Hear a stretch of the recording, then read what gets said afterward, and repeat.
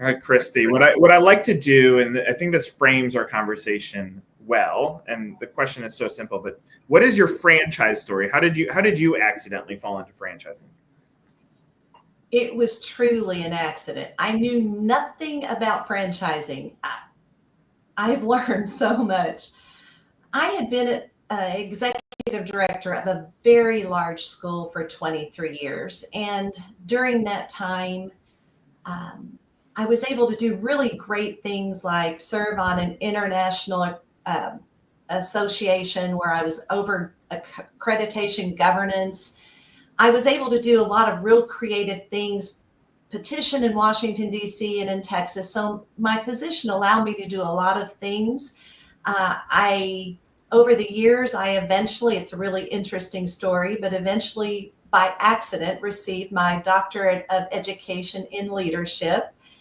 And through that process of being at the same school, there came a point in my life that I wanted to do something different. Now, in the middle of also this school that I was at, very large, my program was licensed for 700. So I had 700 preschoolers and school-age children and 100 women working for me.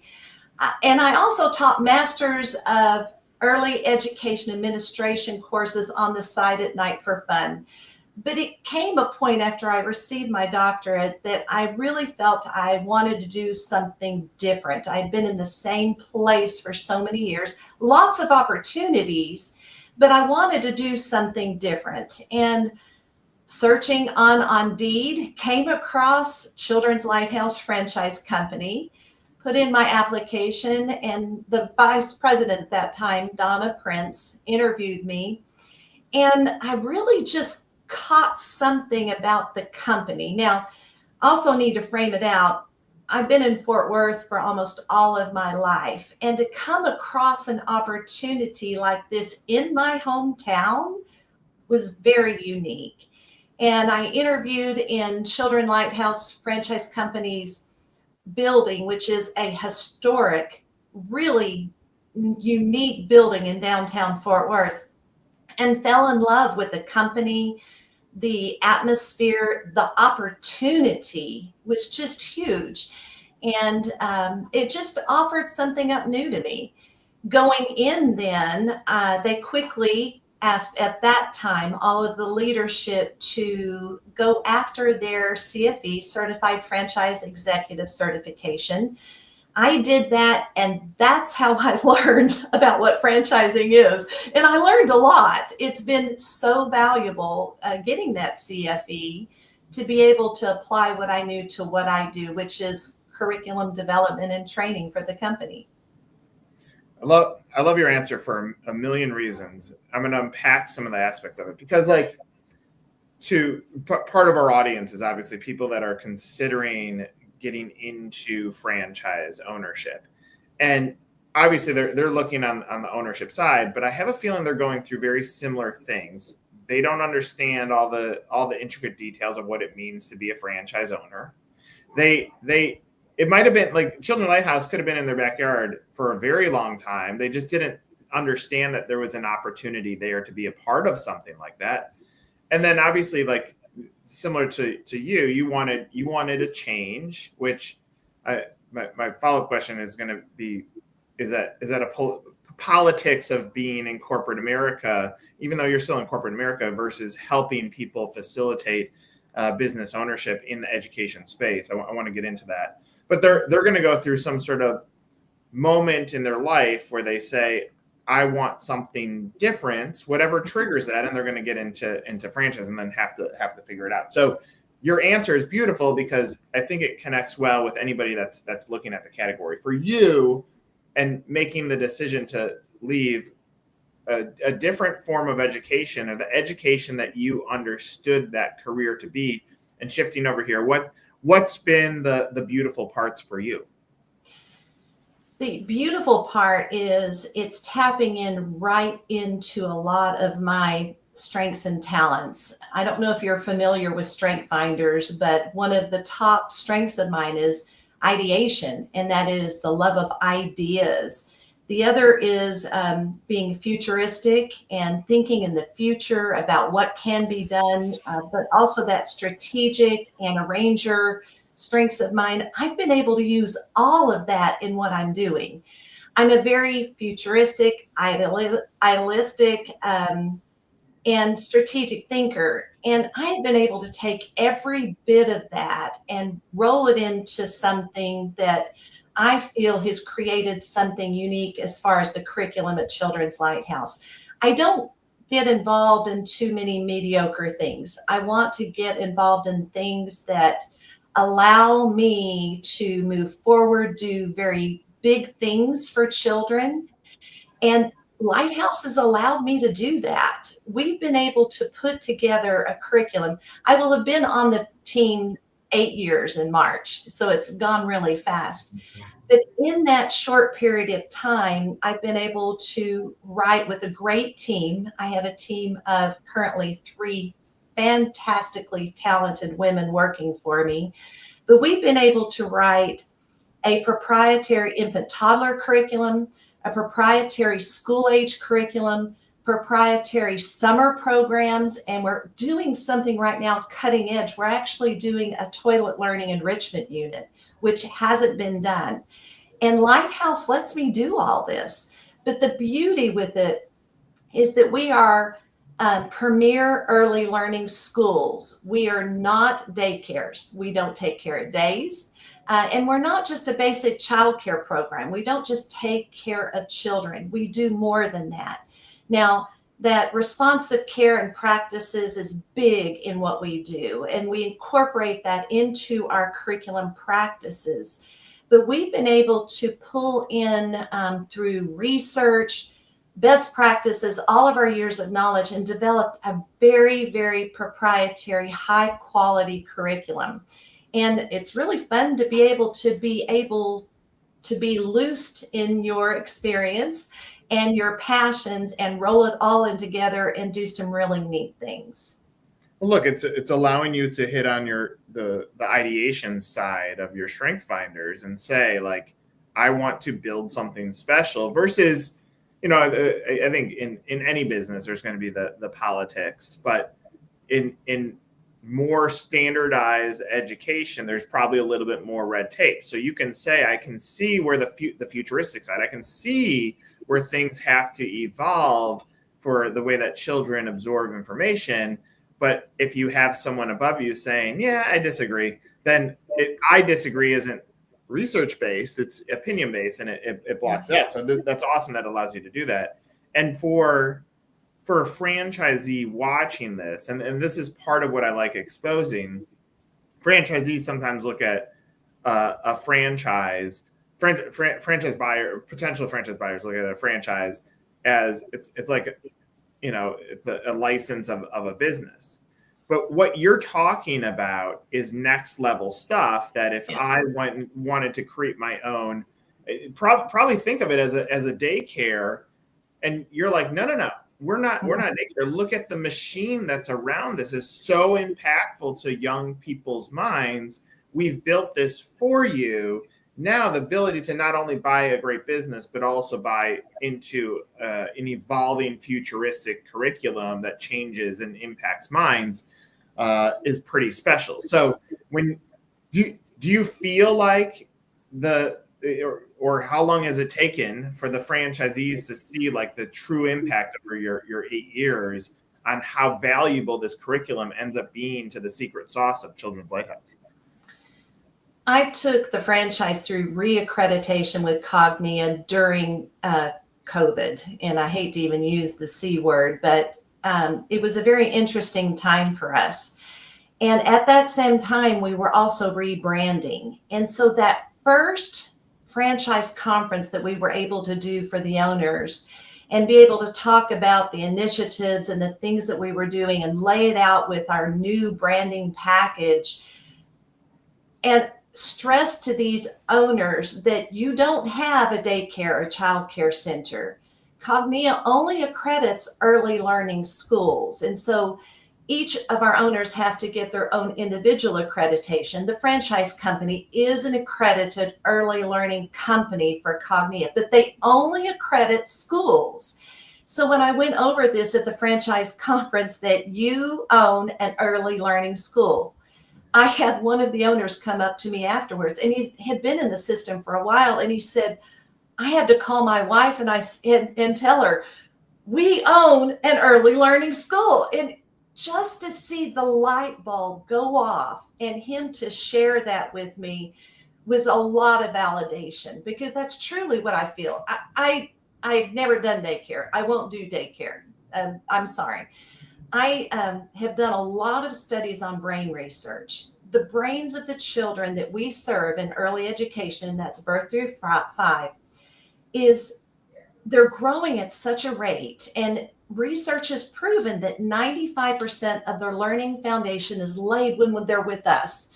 And the brain changes about when a child's 5 or 6. So that means when they get to kindergarten, first grade, that foundation's already laid.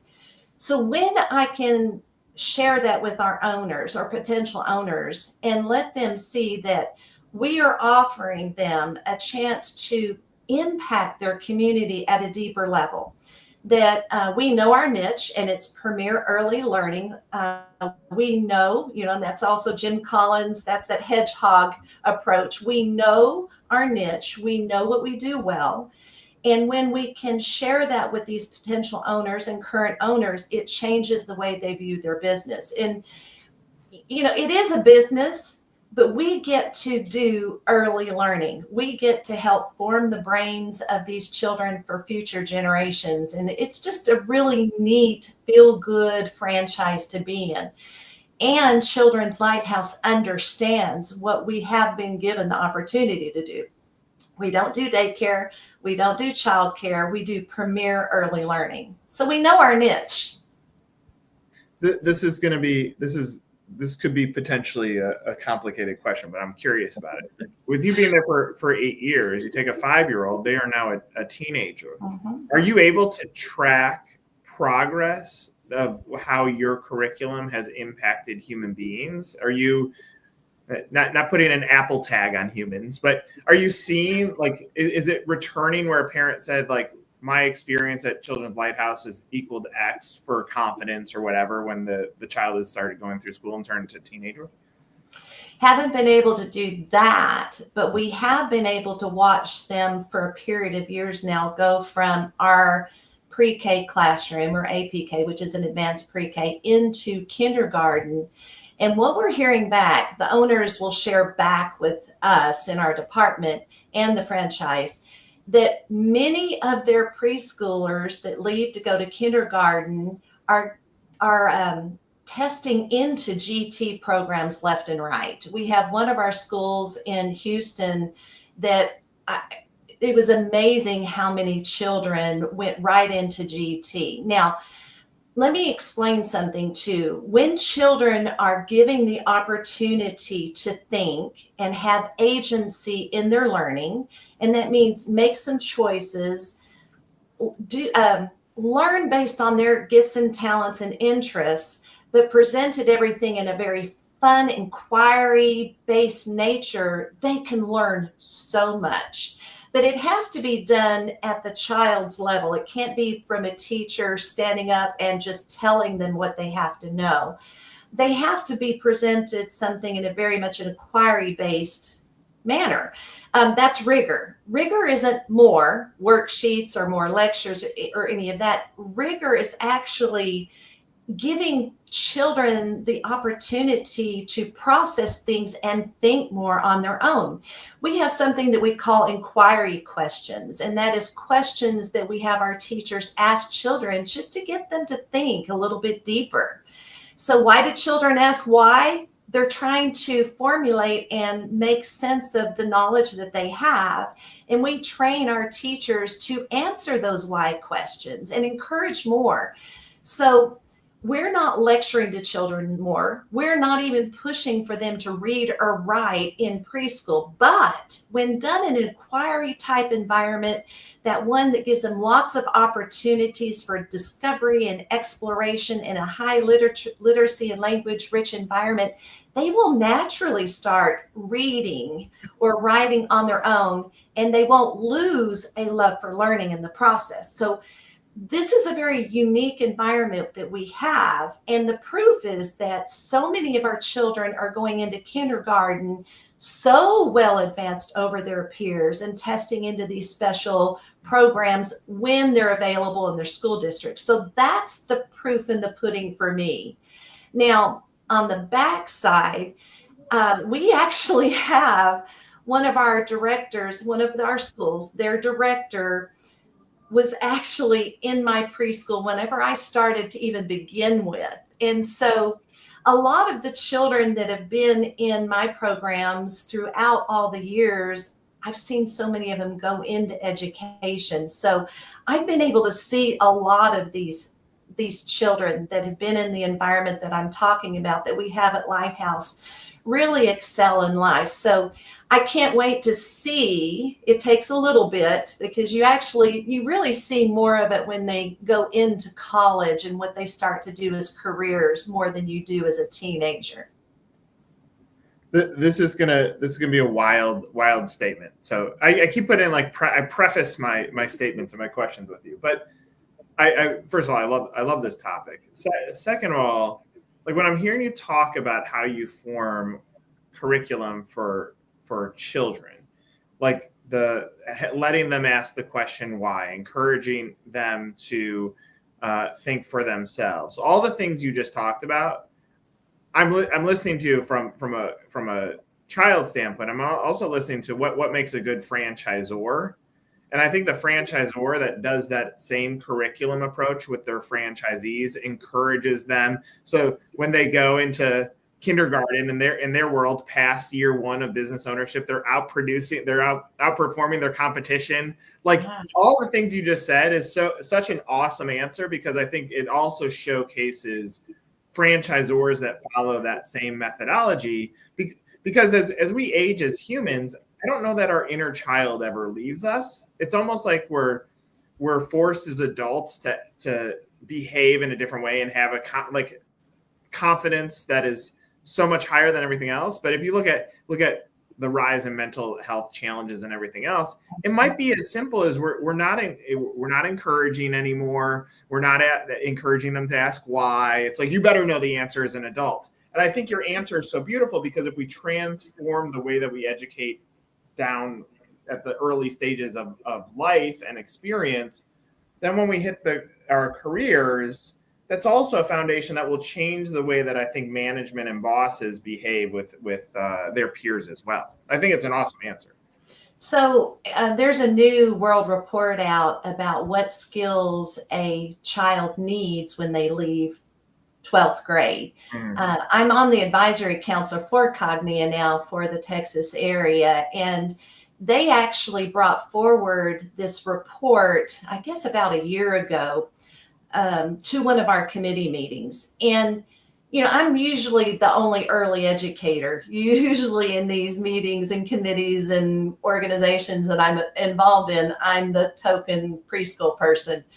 And it was interesting to watch these headmasters and superintendents respond to this report, because the previous one had a lot of coding at the top areas of these skills that children need, and it has changed.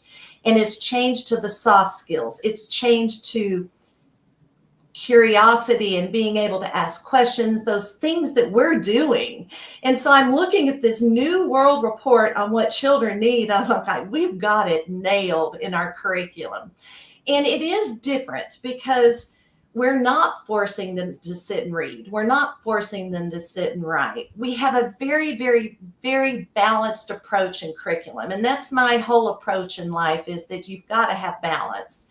So when we put this curriculum together and done what we call now our Lighthouse Pathways approach to learning, it's done with the understanding that we need to provide a very balanced learning approach for all of the children, which means some children will want creative aspects of learning. Some will want more of your engineering type things, very step-by-step and process. We have to be prepared to meet the children and the staff and the owners where they are and make our adjustments to make sure that we can answer the questions and meet the needs for all different types of learners.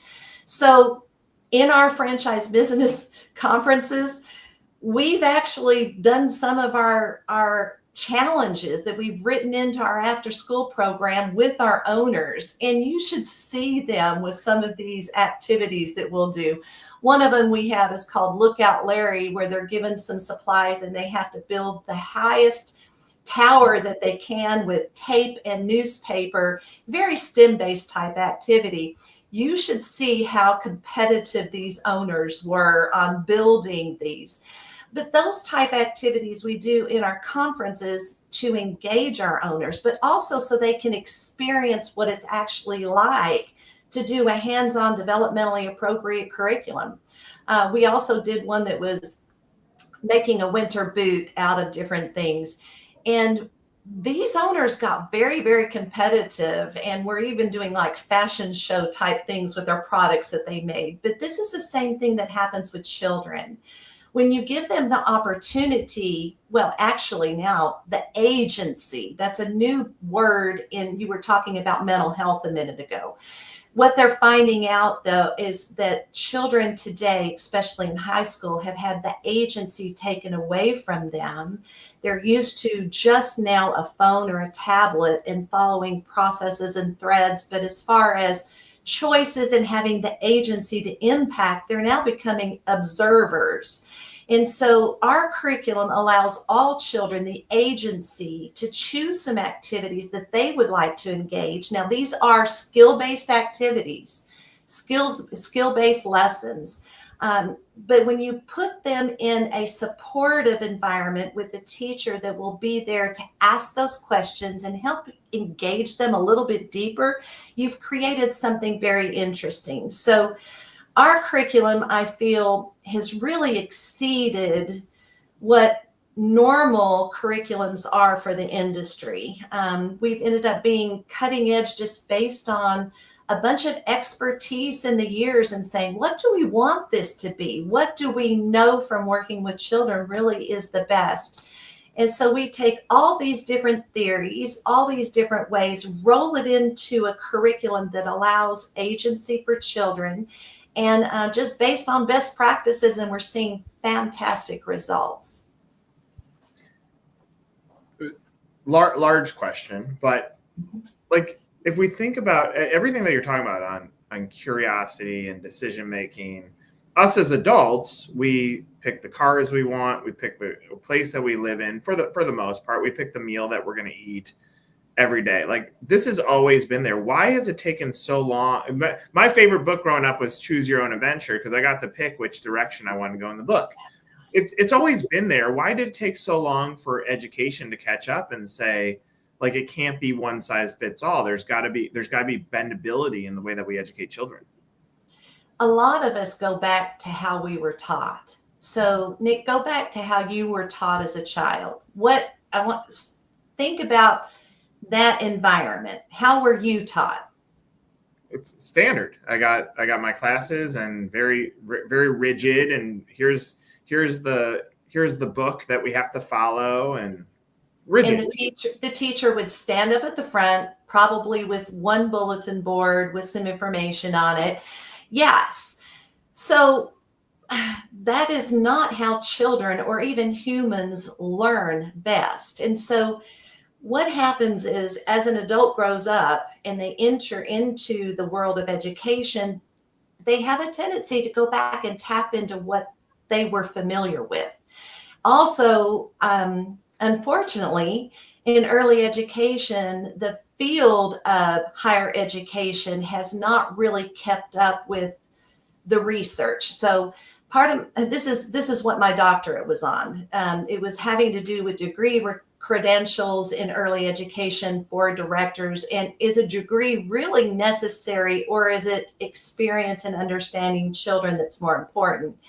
The literacy review that I did, the literature review, had to do with looking at curricula in our higher education organizations for early ed and the coursework. And most of the coursework at this time, and this was in 2012, so we're talking 13 years ago, most of the coursework that was written for education, for even those EC through 8th grade, which would be early childhood, which would hit into preschool, was designed for more of the 1st through 8th grade brains, not the preschool brains. And the brain changes about 5 or 6. So we have had over so many years, our teachers have been taught at a different brain level. And so in my literature review, when I went to defend my dissertation, one of the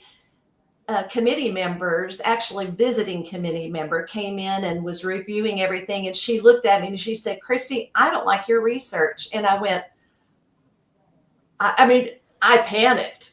And she said, "I don't like your research because we're doing exactly what you're saying and what you found in your literature." She said, "Right now, your chair and myself are writing curriculum for our university for an early childhood degree, and we've never worked in early education. We don't know anything about really those brains of the preschoolers."